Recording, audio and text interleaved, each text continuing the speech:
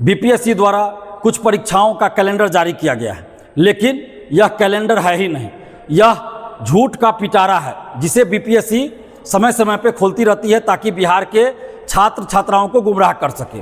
और यह सरकार के दिशा निर्देश पे होता होगा, ये निश्चित है। टीआरई 4 को लेकर कैलेंडर में क्या जिक्र है? कोई जिक्र ही नहीं है। सिर्फ इतना जिक्र है, ये लगता है कि पीटी और मेंस कराना चाहते हैं, बस इतना ही जिक्र है। आखिर ये कैलेंडर है क्या? विज्ञापन कब जारी होगा टीआरई 4 का, कब उसकी परीक्षा होगी, इसका कोई जिक्र ही नहीं है। तो आखिर ये कैलेंडर किस चीज़ का है? इस टीआरई 4 के अलावा भी कुछ परीक्षाओं का जो जिक्र किया गया उसमें कोई डेट दिया ही नहीं गया है, कोई भी डेट नहीं दिया गया है।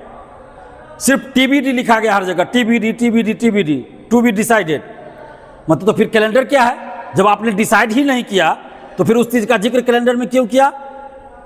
टीआरई 4 का कैलेंडर में तो फरवरी में भी आपने जिक्र किया था, फरवरी में भी एक कैलेंडर आपने जारी किया, उसमें भी टीआरई 4 का जिक्र था। और 22 से 26 सितंबर के बीच टीआरई 4 की परीक्षा होनी थी। और परीक्षा नियंत्रक जो बीपीएससी के हैं वो तो बड़ा ज्ञानी बन रहे थे और बोल रहे थे कि कुछ लोग अफवाह फैला रहे हैं। मार्च में, अप्रैल में वो बोल रहे थे कि हम जून में भी विज्ञापन निकालेंगे, जुलाई में भी निकालेंगे, तो हम 22 से 26 सितंबर के बीच परीक्षा लेंगे। अभ्यर्थियों को तैयारी करना चाहिए, अभ्यर्थी को परीक्षा ना देना है तो सितंबर में परीक्षा लेंगे, अभ्यर्थी तैयारी करे, विज्ञापन निकालना, फॉर्म भरवाना बीपीएससी का काम है। तो क्या हुआ, क्या हुआ परीक्षा नियंत्रक जी, क्या हुआ आपकी बातों का?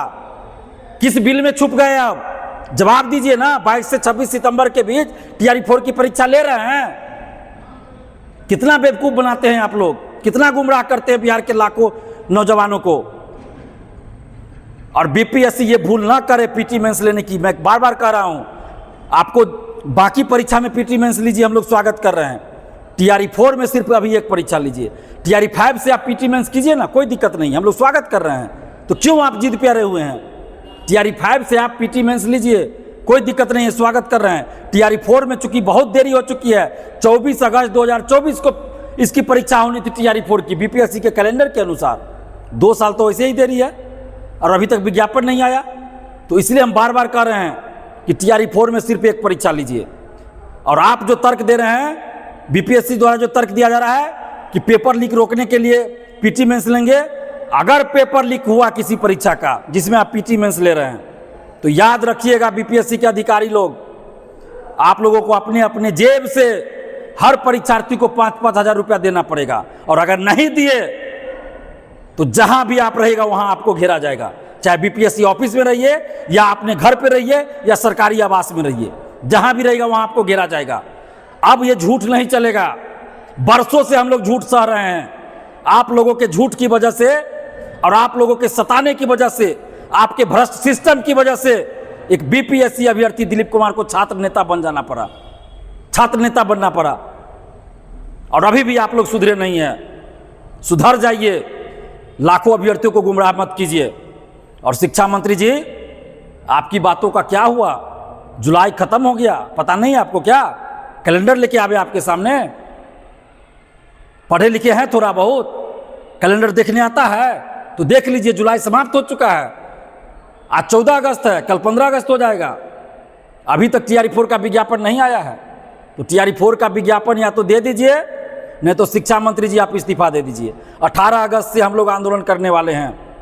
18 अगस्त से गर्दनी बाग धरना स्थल पे मैं अमर अनशन पे बैठने वाला हूं और हजारों छात्र छात्राएं वहां उस धरना में, उस अनशन में शामिल रहेंगे।